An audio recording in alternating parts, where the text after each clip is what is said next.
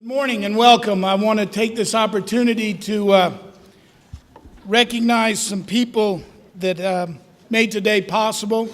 Laura Legman and Terry Matty, will you please stand for a second? Thank you for all your work on this event.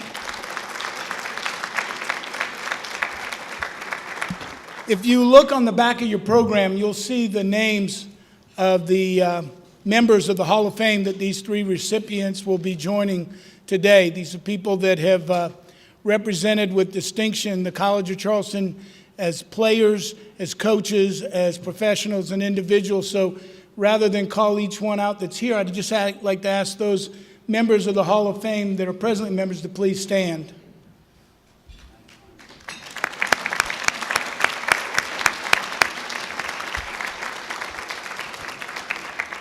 At this time, I'd like to introduce Matt Roberts. Oh, there he is. Matt Roberts is our Director of Athletics for his official welcome.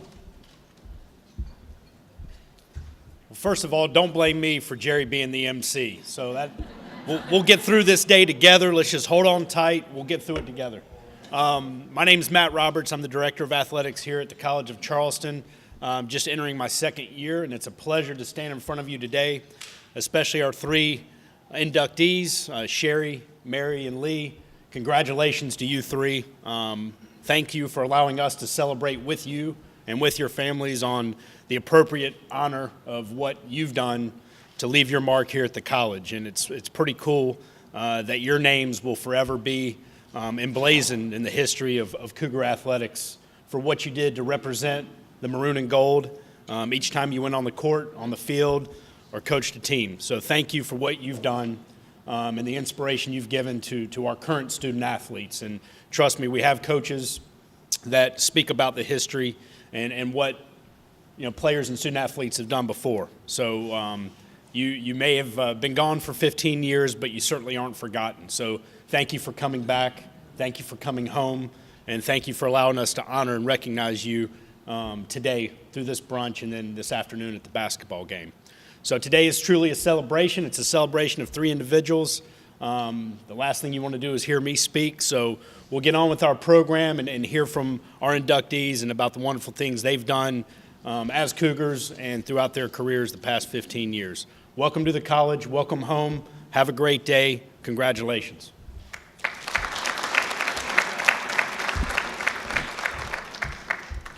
At this time, it's my pleasure. We're going to do something a little different than I think has ever been done before.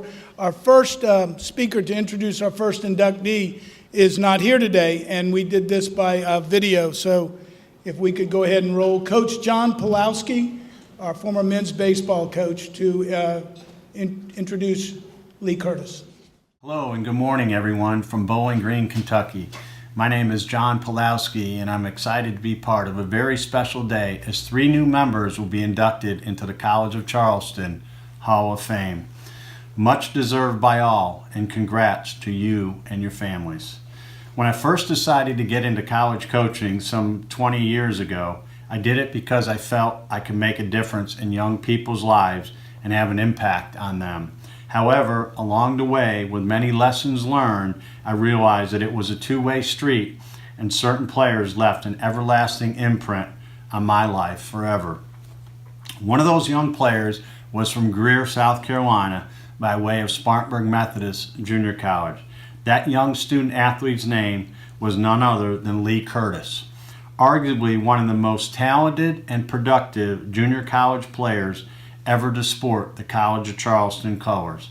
As coaches, we thought when we recruited Lee, we found a good player. But in reality, what we received was far greater, both on and off the playing fields of Patriots Point, that one could imagine. A person who hated to lose and carried the biggest competitive chip on his shoulder you ever saw. I know he still carries that with him today.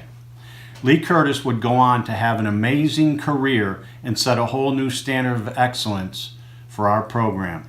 He was instrumental in altering the course of CFC baseball and instilling a blueprint for others to follow. For a player to be a two-time SoCon Player of the Year in 2002 and 2003 and say, "Coach, I will play anywhere the team needs me," That in reality is all that needed to be said. He made the move from second base to third base without a blink of the eye. He was palm down and ready to roll. The question I find myself asking all the time is, are there any more Lee Curtises out there?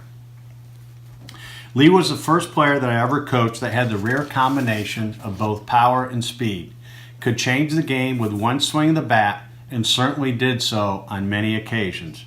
To have a career batting average over 400 is tough to imagine. Lee Curtis was a wizard with the baseball bat in his hands.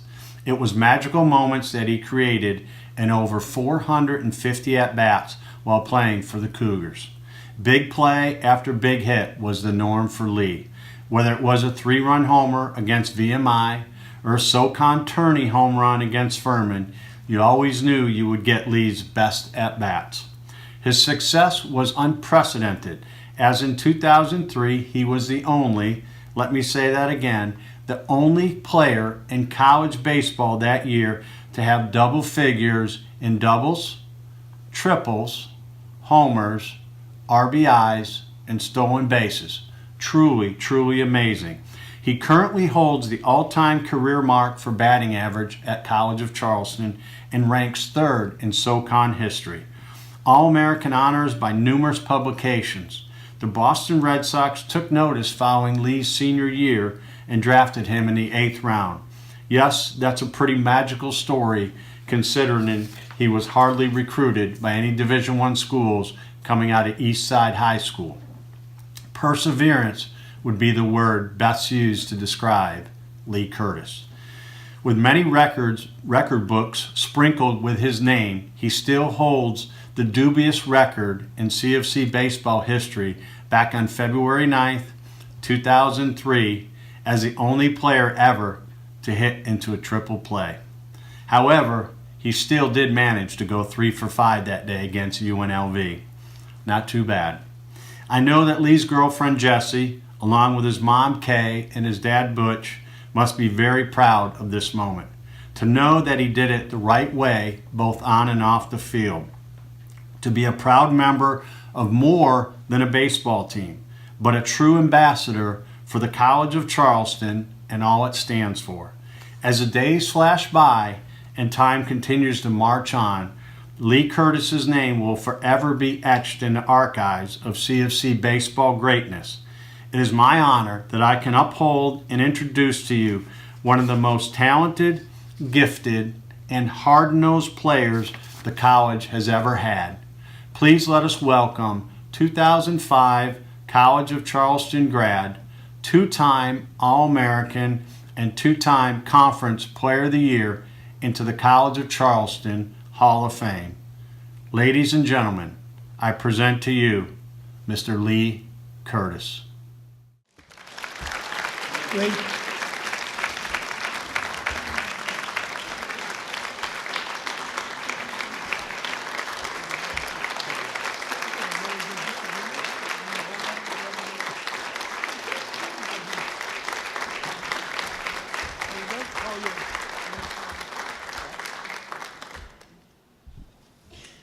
Thank you, everybody. Can you hear me? Thank you, everybody. Those are some pretty incredible words by Coach Pulowski. We hadn't had a chance to speak since the day we left, so it's such an honor to be recognized here with everyone at the College of Charleston and how special this really is. It's been now 18 years ago, or 15 years ago, and it's brought us all back here again today. I see a lot of the volleyball teams, the whole team. I didn't get to bring my whole team, but it's pretty special. Just sitting here listening to the nice words, pretty incredible, you know, to be able to accomplish a lot of those things and be able to represent the College of Charleston was just such an honor because, you know, I wasn't very much recruited, and so a lot of that would fuel your competitive nature. And I think the biggest thing I can say is my support team right here. My parents, Scott and Patty Hubbard, my good best friend RJ and Rob Masters, my girlfriend Jessie, she's my biggest cheerleader. So I do know that my parents provided me with a lot of opportunities that that I'm very grateful for, and they were there at all my games. Traveled to give me opportunities that that I'm very grateful for. So, thank you for that. And I never set out to hit any records or anything. It was what Coach P said. I was just very competitive, and I could always hit. I loved to hit, and knew I was good at it. And so no one ever had to say, Lee, let's go to the field. I was would always either grab my brother. He was peppering me with line drives in the backyard, and I probably was best having an older brother who would pretty much beat me up and make me better. So he couldn't be here today, but I'm giving him a shout out. So he helped with a lot of my competitive nature because I was always playing up with the older guys, which definitely makes it better. But yeah, Coach P's words, you know, I just, like I said, never set out to do all that. Was just being part of the team, and just like he said, it was, Coach, I can hit. Where do you want me to play? Let's do it. So, and going out of Eastside High School, I didn't have the grades to get in anywhere either. So, and Spartanburg Methodist was right down the street, and they said, "Oh, they're top 10 in the nation." I said, "Okay, well, let's go play there." So, and when I did that, Scott Foxhall came. Scott Foxhall's from Greer, and he came to I think an inter-squad game, and he said, "Lee, would you like to come play ball at the College of Charleston?" And I said, "Absolutely." It didn't take much time to make the decision. I didn't want to mess around with trying to possibly flirt with the idea of possibly playing at Clemson, Carolina, even though I felt like I could. If they weren't knocking on your door and they weren't saying, "We want you to come play," then I had some good mentors, one being Lon Joyce, a scout for the Dodgers. He always told me we would pick his brain. He was a coach at the Spartanburg Methodist. He would just say, I said, "Coach, or what do we do to get," you know, he said, "Lee, you can't play, you can't get drafted if you don't play." And I think the whole goal was to get drafted. But that sunk in with me because a lot of kids growing up, they want to go and play for the big school, regardless of if they really think they're going to play or not. And so that also let me know that you can accomplish these things without having to be at a big name school. And that was at the time. And so I did. I knew I'd come here and play every day, and Coach P gave me that opportunity along with Scott Foxhall recruiting me. So I'm very grateful for those opportunities. So I've had a lot of people give me opportunities. I felt like I make the most of them. And so I will say the program has come a long way. And just to give from those time period of a small school now, I think the program has elevated itself, and we got new coaching staff, Mr. Holbrook, and I'm extremely excited for the kids now and the team. We had our golf tournament last weekend for the alumni, and then we had the banquet that was downstairs, and I was blown away. In all my 18 years and 3 different coaches, we've never had that type of turnout and never had that type of excitement, and the kids are really excited to play. So that's really good for the College of Charleston and where it's come. So I'm very proud to be a part of this program and this community and this fraternity of the Hall of Fame. And so with that being said, thank you, everybody. It's a very nice honor. Thank you.